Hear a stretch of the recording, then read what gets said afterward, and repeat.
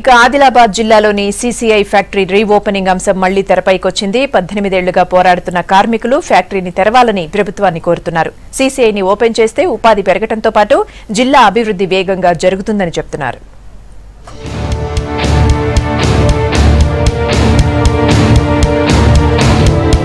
ఆదిలాబాద్ జిల్లాలో మూతపడిన cement corporation of India limited reopening పై కార్మికుల్లో ఆశలు చిగురిస్తున్నాయి. రాష్ట్ర ప్రభుత్వం పరిశ్రమలకు రాయితీ కల్పిస్తూ ప్రోత్సహిస్తుండటంతో ఫ్యాక్టరీ ఓపెన్ అవుతుందని భావిస్తున్నారు కార్మికులు. 18 ఏళ్లుగా సీసీఐని రీఓపెన్ చేయాలని కార్మికులు, ట్రేడ్ యూనియన్ నేతలు గత ప్రభుత్వాలకు విజ్ఞప్తులు చేసినా పట్టించుకోలేదు.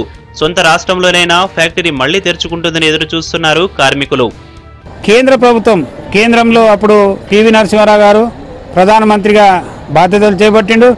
ఆయన వచ్చిన తర్వాత నూతన ఆర్థిక పారిశ్రామిక సంస్కరణల పేరిట ఆదిలాబాద్ సిమెంట్ ఫ్యాక్టరీకి ఆయన సిమెంట్ కార్పొరేషన్ ఆఫ్ ఇండియాకు ఆయన వర్కింగ్ క్యాపిటల్ అనేది విత్డ్రా చేయడం జరిగింది. ఈ కేంద్ర ప్రభుత్వ సంస్థ కాబట్టి దీనికి సంబంధించినటువంటి లెవీ సిమెంట్ ప్రభుత్వం తీసుకునేది అది కూడా విత్డ్రా చేయడం జరిగింది. దీంతో 2 సంవత్సరాలలో ఇది సిక్ యూనిట్ గా అంటే కుట్రతోటి ఇది సిక్ యూనిట్ గా దీన్ని డిక్లేర్ చేయడం జరిగింది.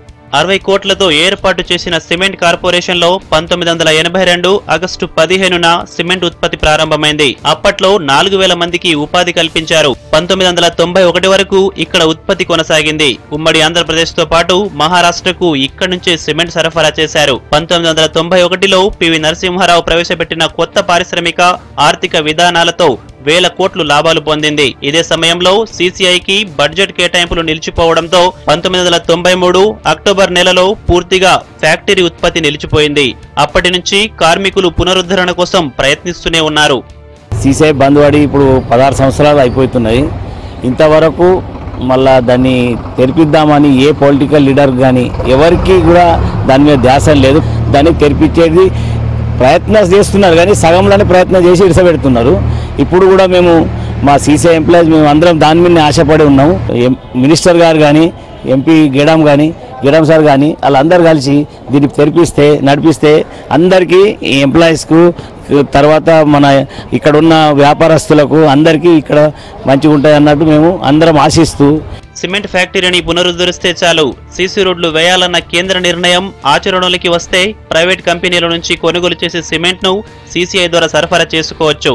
రాష్ట్ర ప్రభుత్వం ప్రవేశపెట్టిన డబుల్ బెడ్రూమ్ ఇళ్లకు ఇక్కడి నుంచి సిమెంట్ సరఫరా చేయడంతో పాటు 1000 మంది నిరుద్యోగులకు ఉపాధి కల్పించవచ్చుంటున్నారు కార్మికులు.